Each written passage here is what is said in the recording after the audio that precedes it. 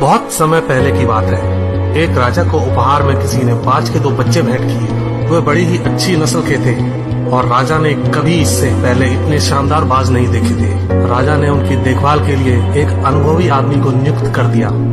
जब कुछ महीने बीत गए तो राजा ने बाजों को देखने का मन बनाया और उस जगह पहुंच गए जहां उन्हें पाला जा रहा था। राजा ने देखा कि दोनों बाज काफी बड़े हो चुके थे और अब पहले से भी शानदार लग रहे थे।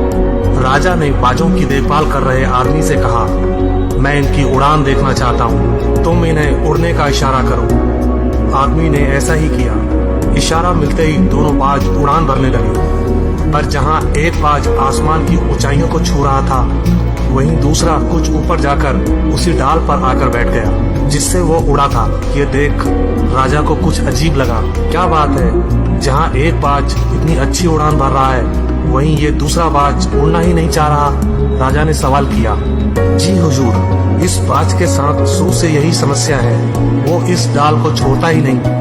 राजा को दोनों ही बाज प्रिय थे और वो दूसरे बाज को भी उसी तरह उड़ना देखना चाहते थे। अगले दिन पूरे राज्य में ऐलान कर दिया गया, जो व्यक्ति इस बाज को ऊंचा उड़ाने में कामयाब होगा उसे ढेरों इनाम दिया जाएगा। फिर क्या था, एक से एक विद्वान आए और बाज को उड़ाने का प्रयास करने लगे, पर हफ्तों बीत जाने के बाद भी बाज का वही हाल था। वो थोड़ा सा उड़ता और वापस उसी डाल पर आकर बैठ जाता। फिर एक दिन कुछ अनोखा हुआ।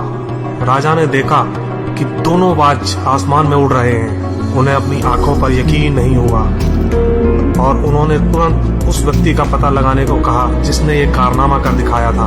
वह व्यक्ति एक किसान था। अगले दिन वह दरबार में हाजिर हुआ। उसे इनाम में स्वर्ण मुद्राएं भेंट करने के बाद राजा ने कहा, मैं तुमसे प्रसन्न हूँ, बस तुम इतना बताओ कि जो काम बड़े बड़े विद्वान नहीं कर पाए वो तुमने कैसे कर दिखाया। मालिक, मैं तो एक साधारण सा किसान हूँ, मैं ज्ञान की ज्यादा बातें नहीं जानता। मैंने तो बस वो डाल काट दी जिस पर बैठने का बाज आदी हो चुका था, और जब वो डाल ही नहीं रही तो वो भी अपने साथी के साथ ऊपर उड़ने लगा। दोस्तों, हम सभी ऊंचा उड़ने के लिए ही बने हैं, लेकिन कई बार हम जो कर रहे होते हैं उसके इतने आदी हो जाते हैं कि अपनी उड़ान भरने की, कुछ बड़ा करने की काबिलियत को भूल जाते हैं।